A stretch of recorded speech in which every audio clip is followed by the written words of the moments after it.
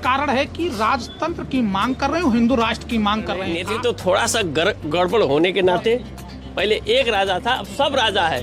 जो भी आंदोलन हुआ, ये छूट-फूट घटना तो होती रहेगी, तो इससे राजा भी नहीं आएगा कभी भी। गणतंत्र और राजतंत्र में क्या अंतर दिख रहा है? गणतंत्र में जो है अब सब राजा है, उस समय एक ही राजा थे, वो दमन करते थे, कुछ विकास का सहयोग भी नहीं होगा। ये राजतंत्र के बारे में ये अफवाह फैलाने के लिए कोई जरूरत नहीं है। नहीं तो क्या हिंदू राष्ट्र भी होना चाहिए और राजतंत्र भी होना चाहिए कि नहीं?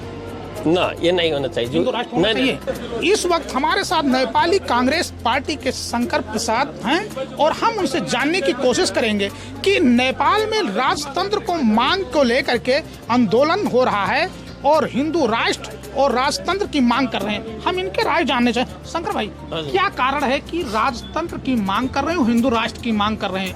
ये क्या कारण है? नेतृत्व तो थोड़ा सा गड़बड़ होने के नाते, नेतृत्व तो हम लोग का है, थोड़ा सा गड़बड़ा गया है। ऐसा तंत्र कभी आया भी नहीं, आएगा भी नहीं। इस तंत्र में जितना आसानी आदमी को हो रहा है, सब राजा हो रहे हैं। पहले एक राजा था, अब सब राजा है। सब जनते गांव के राजा है, इसीलिए।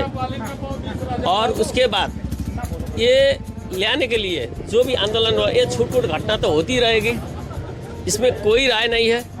तो इससे राजा भी नहीं आएगा कभी भी, क्योंकि इतना आंदोलन करके 207 साल में एक रोड पीच नहीं हुआ पा। अभी राजा आके क्या करेगा? एक आदमी आके कल से क्या करेंगे? आप लोग राजा लेंगे तो परसों से क्या करेंगे? कुछ नहीं कर पाएंगे। जो तंत्र है, इससे गुस्सा के थोड़ा युवा लोग राजतंत्र के पक्ष में नाराबाजी कर रहे हैं। इससे होने वाला कुछ नहीं है। अपना अपना खाइए, अपना अपना रहिए। तो कांग्रेस के हैं, पुराने कार्यकर्ता हैं, पदाधिकारी हैं। राजतंत्र था जब, किस तरीके से विकास होता था, किस तरीके से लोगों के साथ व्यवहार होता था? गणतंत्र और राजतंत्र में क्या अंतर दिखाई दे? बहुत ज्यादा अंतर है। गणतंत्र में जो है अब सब राजा है, उस समय एक ही राजा थे, वो दमन करते थे, कुछ विकास का सहयोग भी नहीं होगा। अगर राजा भी आए गए परसों से 1-3 महीने से बाद में क्या करेंगे? राजा का बेटा देखिए, तब पता चलेगा। तो यहाँ तो सब नगर है, विकास हो रहा है। ये विकास को क्यों नहीं दिखा दे रहा है? इसको भी तो दिखाना चाहिए। विकास नेपाल में बहुत बढ़िया है। नेपाल ऐसा बात नहीं है। और राजा का छूट-फूट घटना होगा, 10,000 निकालेंगे तो इंडिया में भी मोदी सरकार के 50 लाख कम से कम विरोधी है। 50 लाख अभी तक कुछ कर पाए हैं? ये नहीं। यहाँ सब स्वतंत्र है, स्वतंत्र ही रहेगा, सब कुछ बढ़िया रहेगा। इसलिए ये राजतंत्र के बारे में ये अफवाह फैलाने के लिए कोई जरूरत नहीं है। नहीं, ये राजतंत्र लाने के लिए हिंदू राष्ट्र की मांग कर रहे हैं, तो क्या हिंदू राष्ट्र भी होना चाहिए और राजतंत्र भी होना चाहिए कि नहीं? ना, ये नहीं होना चाहिए। हिंदू राष्ट्र होना चाहिए।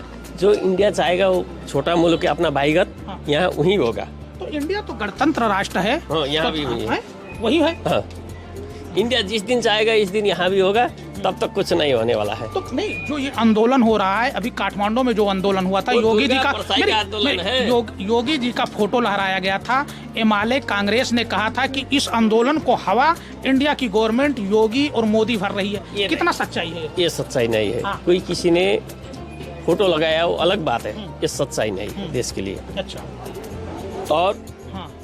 और जो है लहराने वाला वो तो लहराएगा, यहाँ भी तो लहरा है। देखिए, इससे कोई सच्चाई हम नहीं दिखाई दे रहा है।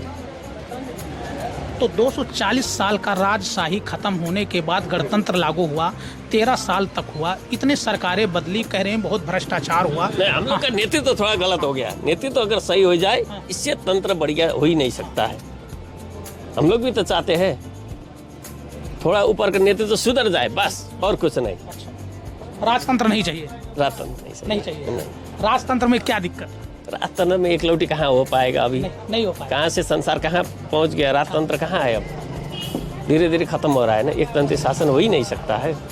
ये हमारा कहने का मतलब है। तो देख सकते हैं, ये कांग्रेस पार्टी के सक्रिय सदस्य शंकर जी हैं, जिनका साफ कहना है कि लाख कोशिश करने के बावजूद अब नेपाल में राजतंत्र नहीं आएगा, हिंदू राष्ट्र नहीं आएगा, क्योंकि ये गणतंत्र राष्ट्र हो चुका है। क्योंकि इस गणतंत्र राष्ट्र बनाने के लिए हजारों लोग कुर्बानियाँ दिए थे और इसी कारण आज गणतंत्र है और यहाँ विकास और डेवलपमेंट हो रहा है। लेकिन कुछ बड़े नेताओं के नेतृत्व और उनकी कार्य की वजह से युवा और यहाँ के लोग लोगों में उग्रता है, जिसके कारण राजा का समर्थन कर रहे हैं। लेकिन इससे साफ पता चलता है 240 साल राजशाही को खत्म करने के लिए जिस तरीके से 13 साल गृह युद्ध के बाद राजशाही को खत्म किया गया, ऐसे में अब देखना है ये राजतंत्र आएगा या ये एक हवाई गुब्बारे के तरह का से चला जाएगा। मिथिलेश कुमार, समाचार भारत, कपिलवस्तु, नेपाल।